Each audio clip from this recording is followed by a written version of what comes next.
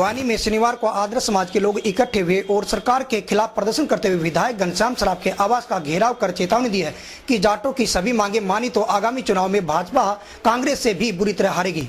आदर्श समाज हरियाणा का आरोप है कि जिस जाति विशेष ने हरियाणा में तांडव मचाया और यूपी से आकर यशपाल मलिक ने हरियाणा का भाईचारा खराब किया है और सरकार उनके सामने झुकी हुई है। आदर्श समाज ने वर्तमान भाजपा सरकार को आज तक की सबसे कमजोर सरकार करार देते हुए कहा कि यदि ओबीसी के 27% आरक्षण से छेड़छाड़ हुई तो बर्दाश्त नहीं करेंगे। सरकार ने दबाव में आकर जाटों को ओबीसी में आरक्षण दिया है और मुकदमे वापस लिए तो वो भी सड़कों पर उतर कर आंदोलन करेंगे।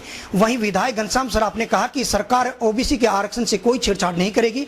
उन्होंने कहा कि आदर्श समाज की सभी मांगों को वो सीएम के समक्ष रखेंगे और जायज मांगों को पूरा करवाएंगे। हम सबको ज्ञापन सौंपेंगे कि 27% के साथ कोई छेड़छाड़ ना हो।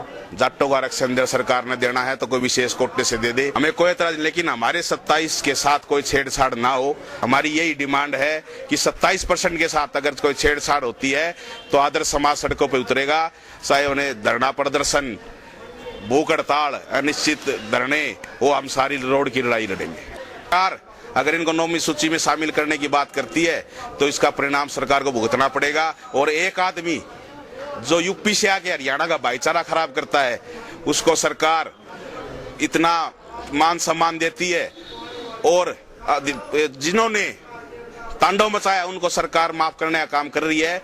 हम सरकार से भी डिमांड करते हैं अगर उनको छोड़ रहे हो, जो जितने भी जेल में उन धाराओं के अंतर्गत अपराधी जो अंदर हैं उनको भी बाहर कर दिया जाए और जेलों को खाली कर दिया। सरकार आज एक जाति विशेष के दबाव में है। फतियाबाद में एक जाति विशेष के लोगों ने जेड़े गंडासी से डीएसपी को, क्यों, वो बैकवर्ड क्लास का था, उसके ऊपर हमला किया और बाद में मलिक कहता है कि तू वर्दी उतार के आ जा, फिर बताएंगे जाट क्या होते हैं। आज तक उस पर देशद्रोह का मुकदमा होने के बाद मुख्यमंत्री को अपने पास बिठा के चाय पिलाता है, इससे शर्म की बात क्या होगी।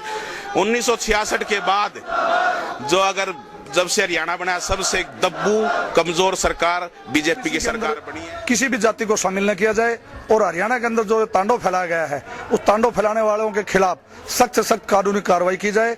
और हरियाणा सरकार को जिस मान और सम्मान को सोच के, अपनी सरकार सोच के हरियाणा की जनता ने बनाया था, आज हरियाणा की सरकार उस हमारे विश्वास पे खरी नहीं उतरी है। तो हम घनश्याम जी के द्वारा और मार्फत ये बात मुख्यमंत्री जी के पास पहुंचवाना चाहते हैं कि हमारी मांग पे गहराई से विचार किया जाए, अन्यथा 2019 में हम अपना वोट कहीं और ही देंगे और बीजेपी का वही हाल होगा जो देश के अंदर कांग्रेस का हो रहा है। तो बैकवर्ड क्लासेस का पहले से ही जो आरक्षण इनको प्राप्त था, BC 1 और BC 2, इनसे कोई छेड़छाड़ कहीं भी किसी प्रकार की सरकार नहीं कर रही है, पहली बात। दूसरा, ये कुछ और डिमांड्स हैं वो हम इनको देख के और जो इनके सम्मान में ठीक होगा, उचित होगा, मुख्यमंत्री जी से कहेंगे कि इनकी कार्रवाई करें।